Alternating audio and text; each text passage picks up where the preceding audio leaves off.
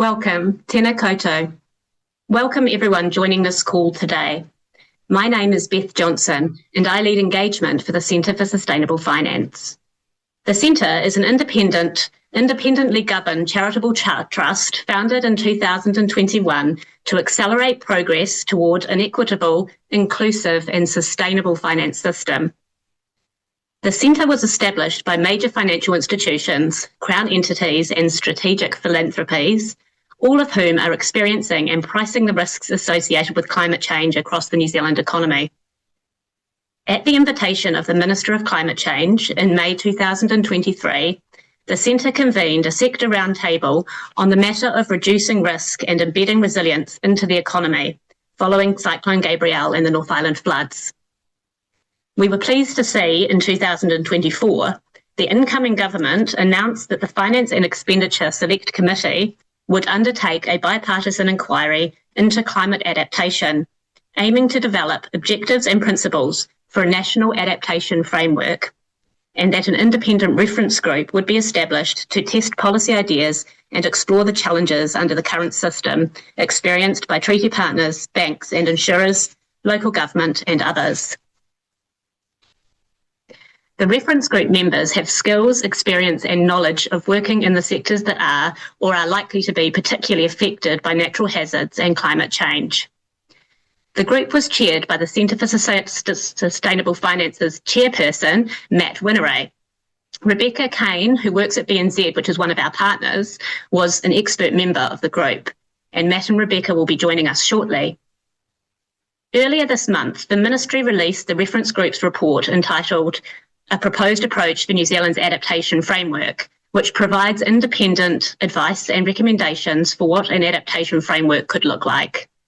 Whilst the group was convened to advise the government and is not a Centre for Sustainable Finance initiative, we are wholly supportive and pleased to bring you this discussion on the group's recommendations today.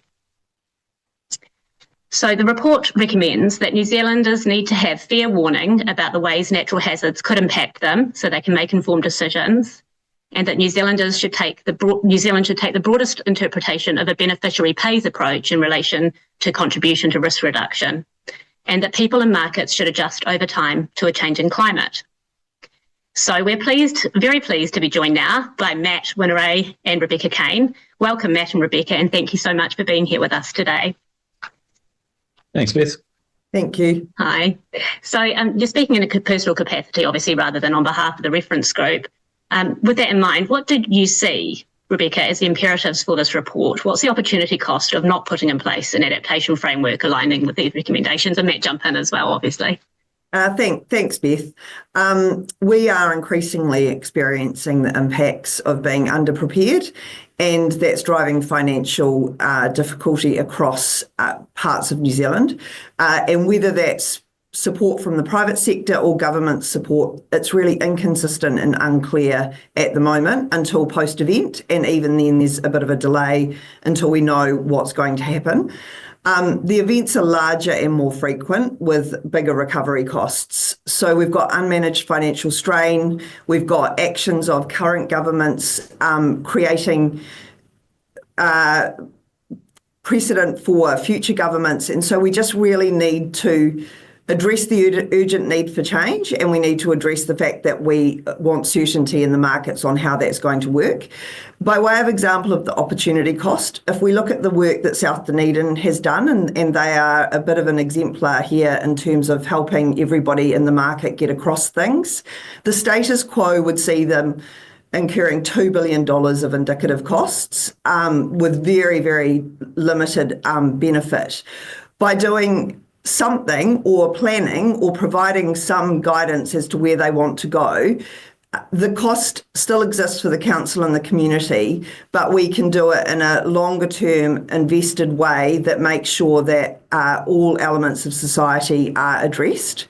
So the purpose of the report, some thoughts for the government to think about what they might want in their legislated adaptation framework, and then key part of that is making sure that we have really clear risk information available for people, those people that can make decisions, those infrastructure owners that can make decisions can start to do that. and also really clear indications of where we do not want to build anymore. So it's trying to reduce or contain the problem that we have, and then look at how we can address the increasing issues as they go forward. That's great. Thank you, Rebekah. Matt, were you going to add to that? I know Rebekah touched on. Yeah, I'll just add to that briefly. I think this is not a standalone piece of work. It comes in the context of, we've got a national adaptation plan. The work that Beth referenced for the Finance and Expenditure Committee was started at the Environment Select Committee. There was also a significant amount of work done by an expert reference group, one of whose members sat, Belinda Story, sat on this reference group as well. That expert reference group did a major piece of work on managed retreat or planned relocation. So really what our work was focused on, and I think it's important to note that the report isn't the intended product of this. The product was the work that we did with MFE along the way, and the report really just sort of summarizes the higher level framework piece. But what MFE has been doing over the past year is working through the policy options in terms of the big decisions that are required for climate change adaptation, and they do that under four headings. There's hazard and risk information, there's roles and responsibilities, there's pre-event risk reduction investment, and there's post-event cost sharing. So our work has really been focused on the policy work that they've been doing along the way, and trying to create a framework that can enable this. Now, what you're not going to get in that is lots of precision around sort of specific numbers or the way in which this will work, but it will inevitably be expressed more as these are the critical principles that have to be considered, because adaptation is essentially a place-based thing. All hazard is essentially place-based. Planning has to happen at a local level, and thinking about funding has to include a whole range of people. So really to try and create that structure to enable some legislation and allow us to have a much better informed population about the hazards and risks associated with the physical impact of climate change, and what we're planning to do about it. That's great context. Thank you, Matt. And that leads on to my next question, which is that idea of fair warning and informed decisions. And so I'm hoping to get from you some idea of what a fair warning might be, and what the sort of ideal scenario for people being able to access information and act on it might look like. Yeah, so the point of fair warning, sometimes you hear the phrase buyer beware, which doesn't really work, because people might not necessarily be buying in the current, they might have bought previously. But the idea of fair warning is that people understand, we can all understand, whether that's homeowners or banks or insurers or local and central government or home occupiers, so tenants, understand the hazards associated with a particular piece of property, and by hazards we're talking about the impacts of coastal inundation. Sorry, I'm just borrowing someone's office and their phone is ringing, so please ignore that. Coastal erosion, coastal inundation from intense bursts of rainfall, and then risks. So those two things are as separate. Risks is really just the likelihood and severity of a particular event, so that people can understand those, and we can start having that information incorporated in decisions that people are making. So where and how we live is important for ensuring that we don't continue to encourage people to live in harm's way. So the idea of fair warning is that you create you develop that information on a consistent basis.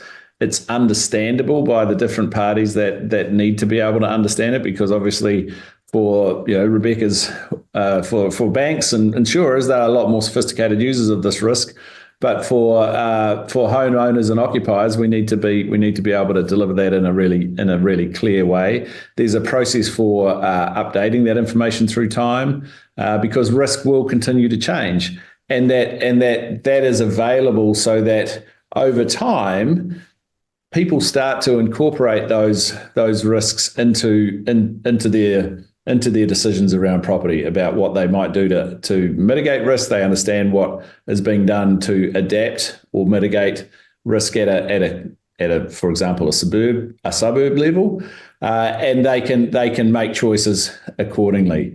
I think the idea of the fair warning is also to enable us to get to a point where and we'll see this, and we're already seeing this. You've got that information starts to get incorporated into decisions that insurers are making, for example, or decisions that banks are making, how they lend, how they insure, what they'll insure, what the price of that will be. And ultimately, you get to a point where the market is properly adapting to the risks in relation to individual pieces of property. Okay, thank you. That's clear. So in 20 years' time, we've spoken of this transition period. And would the idea then be that, say, in 20 years' time, people, that buyer beware concept, that they would have sort of full responsibility, if you like, for understanding what they were buying and what the risks were? Or that the market would already price it accordingly? That's right. So it will have incorporated, market pricing will have incorporated those hazards and risks over time. The point of that, just to be really clear about people being left on their own and some of the narrative that's being created around that. What this report says is disconnect so the government has a role to alleviate hardship in response to events. It's already got a immediate during an event and immediate post-event response, and that's civil defence, emergency management, and the like. That's all. That none of that changes. What this is talking about is that role of hardship has historically been connected to property values. So what we're suggesting in this is that is unsustainable and indeed is going to cause significant unfairness, already is causing unfairness. And what you need to do is disconnect that so hardship is addressed and ability to relocate is based on hardship as opposed to underwriting property values. And that's where that idea comes in, so that you have a transition period at the end of which you no longer have what has been the ad hoc reactive policy to large events, so like Cyclone Gabrielle or the North Island weather events, Auckland anniversary flooding, which has been a government and a local and central government buyout of properties at the property price immediately prior to the event. You get away from that idea and you get to a point where the hardship response is not linked to what the value was. It's not about wealth preservation. It's about enabling people to move or relocate. And so that by removing that underwrite, if you like, or what I call a de facto insurance from the government, that's where that fair warning is really important. That's where that information is really important. Having that clear and consistent risk information is critical. And that goes to consistency, Beth, because we may be coming on to this in some of the later questions, but at the moment it's not consistently applied. So you will get local and central government buyouts, but only in certain areas. So we already have an inconsistent, uncertain, inequitable process that's starting to be embedded into expectations and creating real moral hazard. So this is, as Matt said, trying to disconnect that from the property price and really looking at what we need to do. And there is going to be losses, but I think unless we are having this conversation, those losses will be expected by some and unanticipated by others, and we need to have that conversation. Yeah, I was going to ask about your views, Rebekah, on it's inherently unfair based on the unequal risks faced by New Zealanders purely on where they live. So that's part of the response that you're considering there, to uncouple the property value. Yes. Yeah. To the hardship. Yeah. Okay. Matt, the report recommends that New Zealand take the broadest interpretation of a beneficiary pays approach. Can you expand on that a bit more, maybe give an example of how that might work in practice? Yeah. So the focus, one of the high-level objectives for the adaptation framework is that we seek to undertake this adaptation at the lowest overall societal cost. And what that includes is not just financial costs or financial impacts of events, but also looks to incorporate and consider social costs of impacts of events as well. And so when we talk about the broadest view of beneficiary pays, that is not to say, that is to move away from the idea that if someone is looking to make an investment in risk reduction, and so when we're talking about risk reduction, we might be talking about altering where water flows, stop bank reinforcement or seawalls, or bigger stormwater systems and pumps, and those are the types of things that they consider down in South Dunedin. When we're thinking about that, you don't just say, well, who are the immediate beneficiaries of these, which is obviously the property owners in the affected areas, but there are a number of other potential beneficiaries. Local government has a lot of infrastructure in some of these places that needs protection. So clearly that's something that they ought to contribute to. Central government often does have a significant amount of property and local and infrastructure as well. But also central government has that hardship alleviation role. And so to the extent that we can mitigate or reduce the severity of future events, and that is a cost saving from a central government perspective, then they could be considered a beneficiary as well. So when you think about how to fund investment pre-event in risk reduction, that's what we're talking about in terms of the broadest interpretation of that. And when you look at and you can do that because you can look at again, we're going to pick on South Dunedin, but they've done some really good work of 7 different adaptation futures and mapped out the costs, including and then the benefits, which includes avoided costs, and look to compare those under those 7 different adaptation futures, and using that, and in particular using that benefits, which is the avoided costs for all of those beneficiaries, you can then start to have a conversation about, well, how should we fund this? Because the numbers are big, and these things are pretty challenging to fund. We know that adaptation financing, unlike sort of climate change mitigation financing, is more challenging because it is both a public and private good, but really a significant public good involved, and that's always more challenging to finance. Thank you, Matt.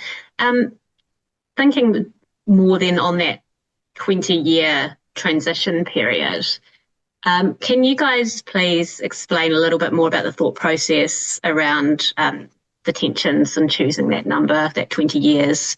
I guess there's pros and cons to making it sooner or a longer period.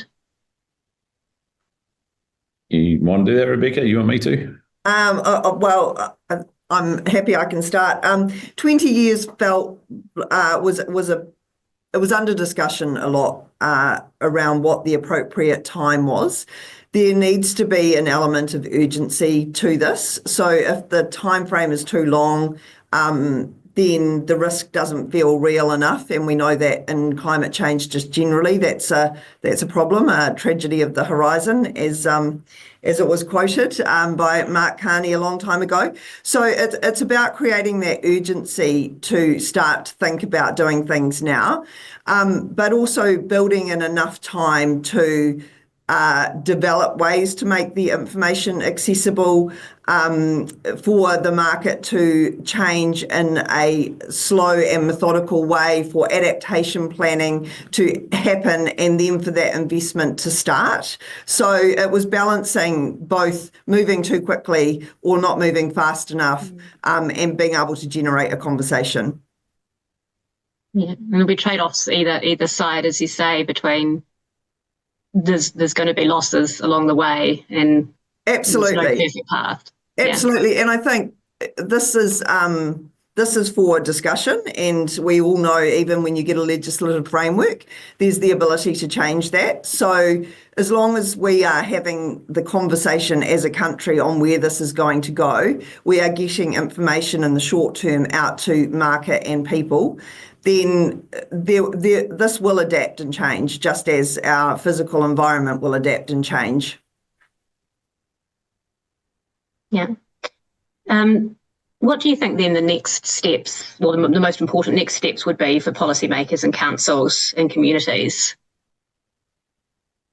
Obviously, the report's gone to government to consider, but is there anything else?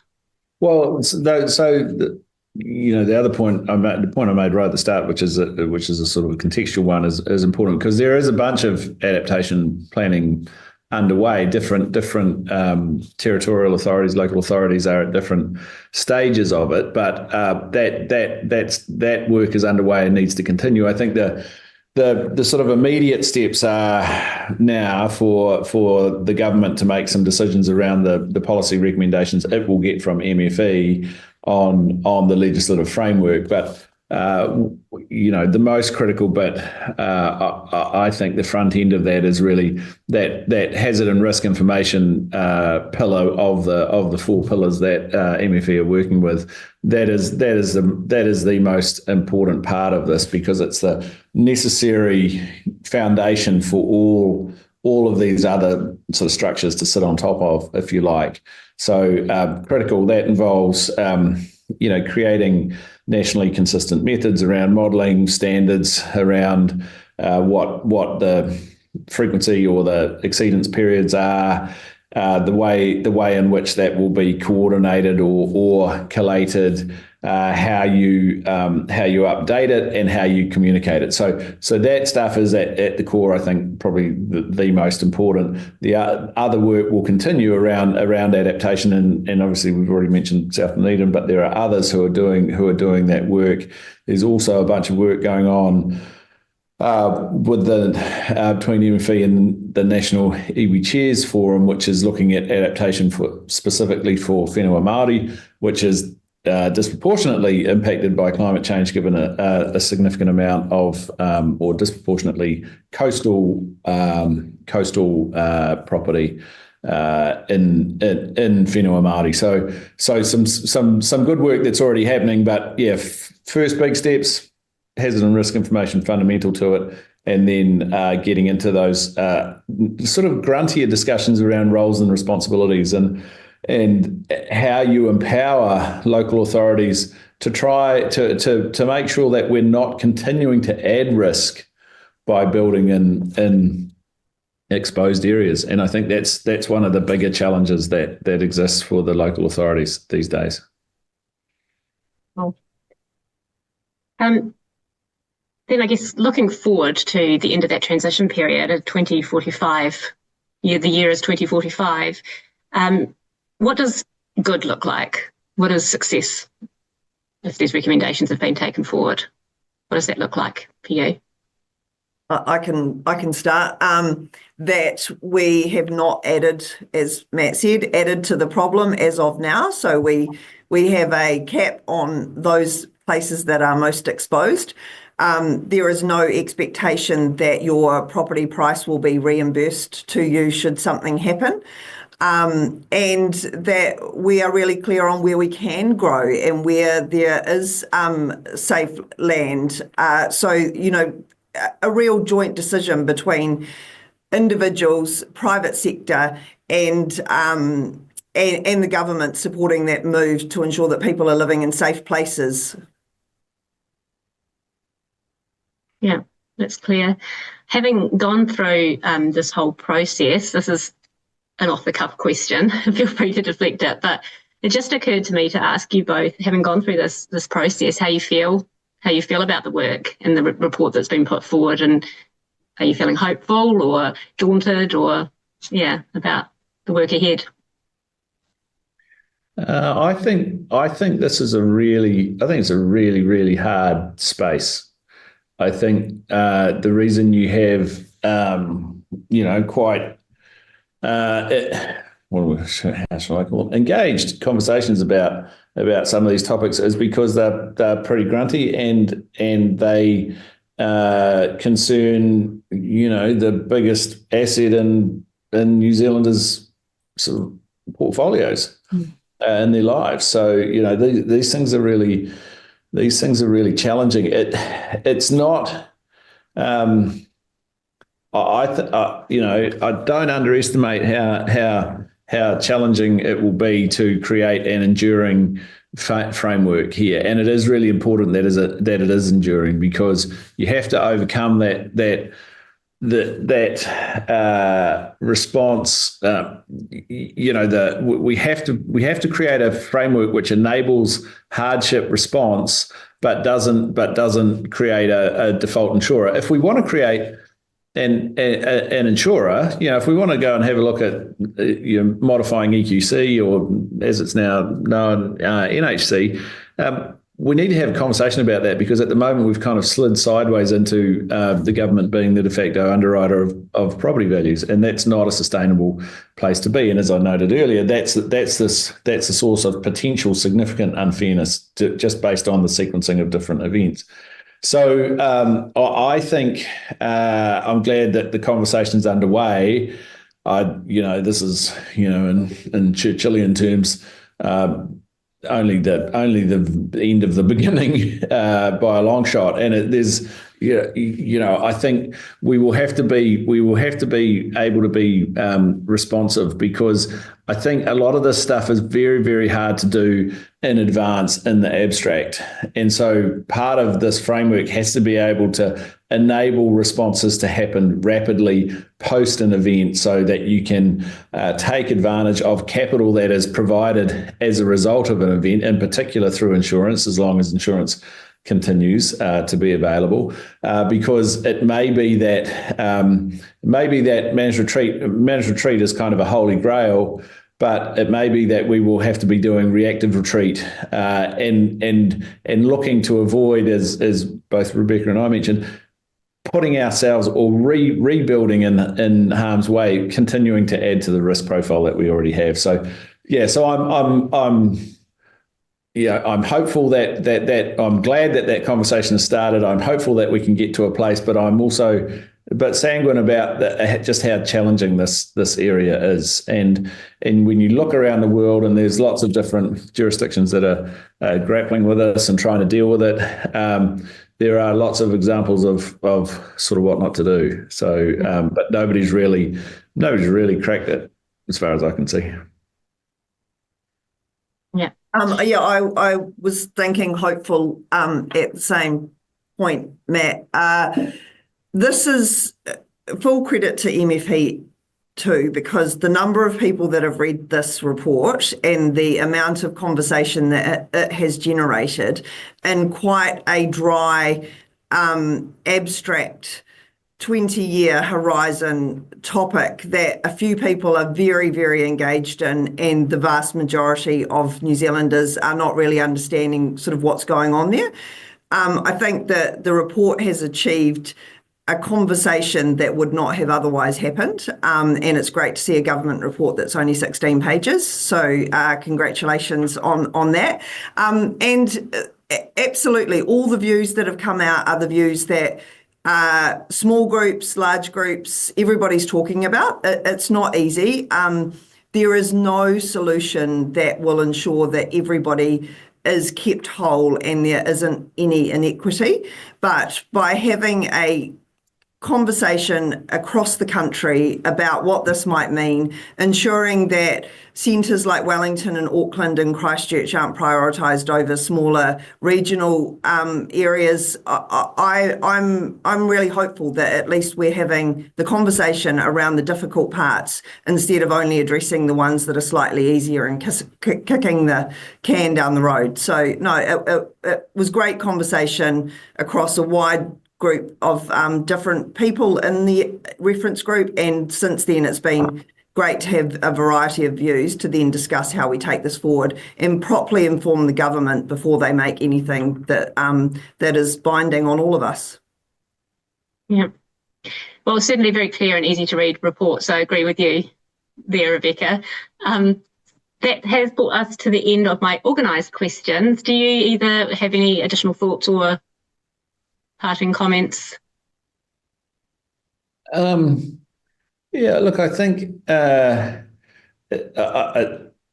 we're going to see this we'll start to see the impact of this over the next few years increasingly. We haven't seen as much yet, but we have seen the response post events internationally, which has been significant changes in insurance appetite in particular markets and in pricing in particular markets. And I think that's the first place that people will see this impact, and that will then start to impact pricing. There's a pretty short half-life or memory for property markets immediately post events. We saw a little bit of that after North Island weather events, certainly in Auckland, coastal properties. But I think we're going to start to see that manifest through that different pricing approach, and I think that will also trigger some other sort of interesting national discussions, which is what do you do when insurance becomes very expensive for the key peril that you're worried about.